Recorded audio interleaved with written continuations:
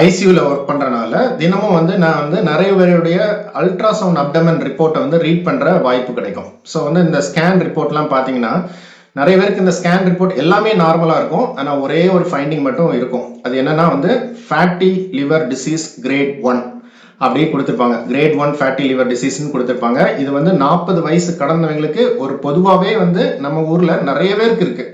So அப்போ இது ஏன் என்ன காரணம் அப்படின்னு பார்த்தீங்கன்னா, இந்த ஃபேட்டி லிவர் டயக்னோசிஸ் பண்றாங்கன்னா இந்த லிவருக்கு வெயிட்ல அட்லீஸ்ட் 5% ஃபேட்டாலே அப்படின்னா தான் நமக்கு இந்த ஃபேட்டி லிவர் டிசீஸ்னு டயக்னோசிஸ் வரும்.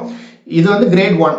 கிரேட் 2, 3 போனீங்கன்னா நிறைய ஃபேட் லிவர்ல இருக்குன்னு அர்த்தம். ஸோ இது என்ன காரணம் அப்படின்னு பார்த்தீங்கன்னா, இந்த ஃபேட்டி லிவர் டிசீஸ்க்கு நிறைய காரணங்கள் இருக்கு. ஆனால் ஒரு 3 காரணங்கள் முக்கியமான காரணங்களாகும். ஃபர்ஸ்ட் பார்த்தீங்கன்னா இன்சுலின் ரெசிஸ்டன்ஸ். ஸோ யாருக்கெல்லாம் இந்த இன்சுலின் ரெசிஸ்டன்ஸ் இருக்கலாம்னா, இந்த டைப் 2 டயபெட்டிஸ் இருந்ததுன்னா இன்சுலின் ரெசிஸ்டன்ஸ் இருக்கலாம். இதே மாதிரி ப்ரீ டயபெட்டிஸ் இருந்தால் இன்சுலின் ரெசிஸ்டன்ஸ் இருக்கலாம். ஒபிசிட்டி, உடல் பருமன் இருந்தால் இன்சுலின் ரெசிஸ்டன்ஸ் இருக்கலாம். மெட்டபாலிக் சிண்ட்ரோம் ஏதாவது இருந்தாலும் இன்சுலின் ரெசிஸ்டன்ஸ் இருக்கலாம்.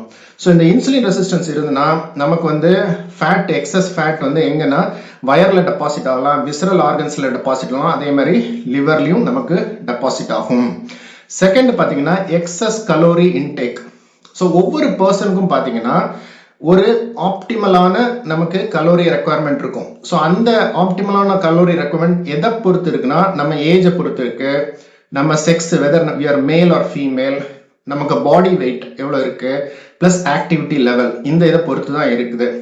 ஸோ நம்ம எக்ஸஸா நம்ம கலோரி இன்டேக் எடுத்தோம், எனர்ஜி இன்டேக் எடுத்தோம்னா என்ன ஆகும்னா, எக்ஸஸான எனர்ஜி எல்லாம் ஃபேட்டா மாறி உடம்பு ஃபுல்லா ஸ்டோர் ஆகும். அதே மாதிரி லிவர்லயும் நமக்கு ஸ்டோர் ஆகும். ஸோ இந்த எக்ஸஸ் கலோரி இன்டேக் எடுக்கிறத நம்ம முடிஞ்ச அளவுக்கு அவாய்ட் பண்ணணும், எஸ்பெஷலி சிடென்ட்ரி பீப்புள். தேர்ட் பாத்தீங்கன்னா டிஸ்லிபிடீமியா அப்படின்னு சொல்லுவோம். அது என்னன்னா கொலஸ்ட்ரால் மெட்டபாலிசம்ல கொஞ்சம் அப்நார்மாலிட்டி இருக்கு. ஸோ இந்த பர்சன்ஸ்க்குலாம் பாத்தீங்கன்னா ஹை ட்ரைகிளிசரைட் லெவல் இருக்கும். இது கெட்ட கொலஸ்ட்ரால்.